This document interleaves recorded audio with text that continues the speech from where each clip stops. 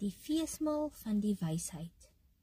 Die wysheid het haar huis gebou, haar 7 pilare uitgekap, haar slagvee geslag, haar wyn gemeng, ook haar tafel gedek. Sy het haar diensmeisies uitgestuur, sy nooi uit op die hange van die stadshoogtes. Wie eenvoudig is, laat hy inkom hierheen. Wie verstandeloos is, vir hom sê sy, kom, eet julle van my brood, en drink van die wyn wat ek gemeng het. Laat staan die eenvoudigheid, dan sal julle lewe, en betree die weg van verstand. Hy wat 'n spotter teregwys, behaal vir homself skande, en hy wat 'n goddelose bestraf, vir homself 'n skandvlek.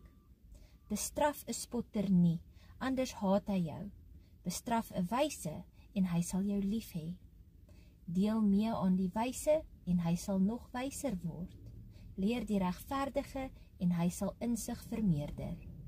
Die beginsel van die wysheid is die vrees van die Here, en kennis van die Heilige is verstand.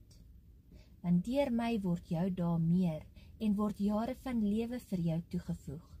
As jy wys is jy wys tot jou voordeel, en is jy 'n spotter, dan moet jy dit alleen dra.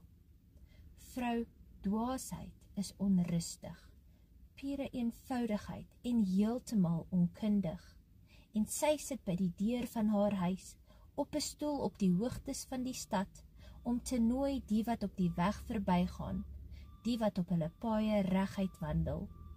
Wie eenvoudig is, laat hy inkom hierheen, en die verstandelose, aan hom sê sy, gesteelde waters is soet, en brood in die geheim geëet is lekker.